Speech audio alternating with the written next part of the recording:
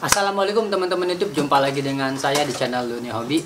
Ya, pada video kali ini saya akan lanjutin lagi ke part keempat ya, tentang serial breeding atau ternak burung merpati berdasarkan genetik breeding atau population genetik. Ya, seperti biasa teman-teman, saya tidak memaksakan teman-teman untuk memakai metode ini atau untuk mengikuti video saya gitu. Tapi bila mana ini bermanfaat buat teman-teman, silahkan dipakai. Bila mana tidak bermanfaat, silahkan ditinggalkan saja. Oke, lanjut.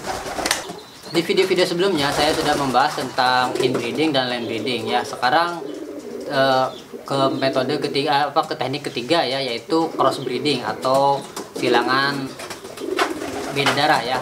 Jadi cross breeding ini adalah mengawinkan burung yang tidak ada hubungan darahnya ya, atau hubungan darahnya sudah terlalu jauh banget ya.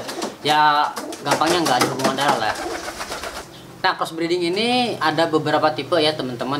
Yang pertama itu outcrossing. Outcrossing itu mengawinkan dua burung merpati yang nggak ada hubungan darahnya sama sekali, dan kedua burungnya tersebut merupakan hasil crossing juga gitu ya.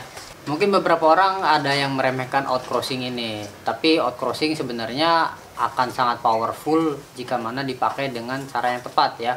Ini mungkin outcrossing ini sangat sering dipakai oleh peternak-peternak zaman dulu ya, karena mereka itu nggak tahu inbreed, land breed dan lain sebagainya. Mereka hanya tahu burung bagus ketemu burung bagus gitu. Nah, kalau burungnya tepat ya, bagus dan bagus, benar-benar bagus dan bagus, secara genetik juga bagus, itu juga bisa menghasilkan burung yang bagus. Cuman kelemahannya itu ada di ketahanan gitu. Jadi burung kalau dikawinkan terus atau misalkan generasi-generasi selanjutnya itu akan pudar ya, gennya akan pudar, akan tercampur dalam gen lain, tidak kuat ya. Beda dengan metode yang sebelumnya, kita murnikan dulu gennya gitu, jadi kita punya galur murninya. Jadi kalau misalkan mau nyetak indukan atau menyetak player itu gampang ya. Kalau outcrossing biasanya susahnya itu kita punya burung yang bagusnya itu yang susah ya. Jadi nentuin burung yang bagus dan gennya kental itu ya, itu yang susah tantangannya gitu. Lalu ada crossing aja ya, biasa crossing disebut crossing. Nah, crossing ini bedanya salah satu burung itu hasil dari inbreeding atau land breeding gitu ya. Jadi salah satu indukannya hasil dari inbreeding atau land breeding. Mungkin kalau saya pribadi biasanya ngasih catatan ya, ini crossing, inbreed atau crossing, land breed gitu. Jadi ada catatan tersendiri gitu ya, kalau misalkan mau nandai bahwa ini hasil crossing dari salah satu indukan yang inbreed atau salah satu indukan yang land breed. Ada juga crossing kedua indukan hasil inbreed atau kedua hasil land breed, atau disebut dengan hibridasi atau hybridation ya. Jadi ini anakannya disebut dengan hibrid ya. Kalau misalkan teman-teman mungkin sering baca di postingan-postingan senior ada tulisan burung hibrid. Nah, itu berarti kedua indukannya itu hasil land breed atau hasil inbreeding gitu ya. Jadi indukan betinanya hasil inbreeding atau land breeding, jantannya hasil inbreeding atau land breeding. Nah, dikawinkanlah kedua burung itu, disebut juga dengan hybridation atau penggabungan beberapa sifat ya. Jadi hibrid, burung hibrid ya, mungkin mirip-mirip dengan kelapa hibrida ya. Jadi kelapa hibrida kan udah pendek ya, buahnya banyak, buahnya gede-gede. Nah, itu jadi gen-gen baiknya itu berkumpul di satu burung. Dengan catatan ya, burung yang dipakai inbreed atau burung yang dipakai hasil inbreed atau land breednya itu termasuk burung yang bagus ya. Jadi mungkin boleh dikatakan burung hibrid. Ada beberapa hal yang perlu diperhatikan sebelum melakukan crossing ya. Yang pertama itu sifat outcrossing. Outcrossing itu sifatnya sangat random ya, terutama bagi burung-burung yang dipakainya itu tidak mempunyai gen yang homogen ya. Jadi tidak punya gen dominan, tidak punya gen yang kuat. Nah, dia dikawinkan dengan burung yang sama-sama seperti itu. Jadi nanti keluarnya sangat random dan banyak kemungkinan gitu ya, bisa bagus, bisa jelek, bisa sedang, bisa bagus banget, bisa jelek banget dan lain sebagainya. Ini sifat dari outcrossing.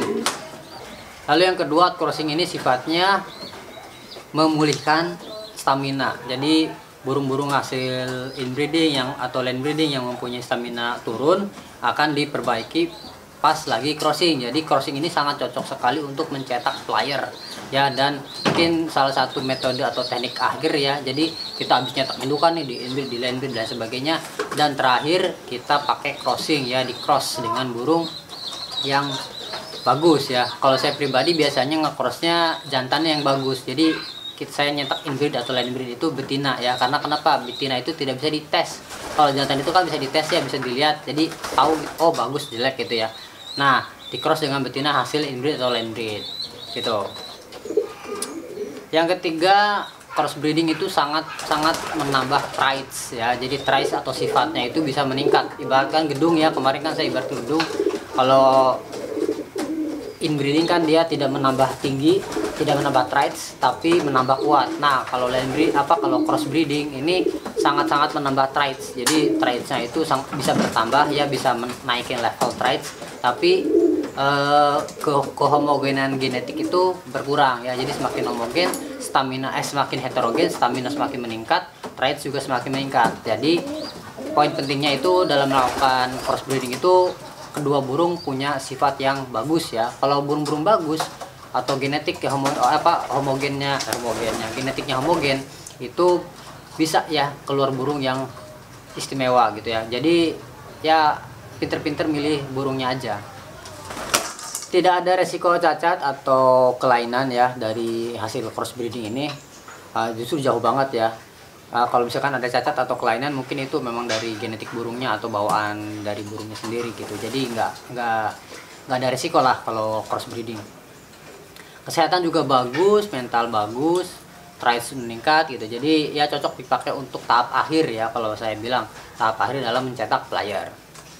Untuk seleksi hasil crossbreeding ini memang harus dimainkan ya, harus dimainkan untuk jantan seperti atau betina harus di progeny test atau harus dites salah satu ya. Jadi betina dikawinkan dengan beberapa jantan, diambil anakannya, dites anakannya. Nah, dilihat karakter yang sering muncul yang mana. Nah, itu berarti kemungkinan itulah sifat dari betina atau jantan yang kita lakukan tes gitu. Atau bisa juga dengan tes fenotip ya, atau tes yang tampak dari luar. Karena kalau crossing itu memang dia apa yang dia tampak biasanya apa yang dia kelihatan gitu, istilahnya. Jadi sifatnya itu mungkin bisa tercermin dari badannya gitu. Kalau misalkan hasil inbreeding atau line breeding itu kadang beda badan, karakter beda gitu. Jadi nggak bisa diprediksi banget dengan fenotip. Tentu mungkin jam terbang teman-teman masing-masing ya dalam melakukan rabaan atau raba-raba gitu. Ya, sekali lagi jam terbang dan pengalaman atau pengetahuan karakter indukan sendiri ya, itu berpengaruh terhadap proses seleksi ini.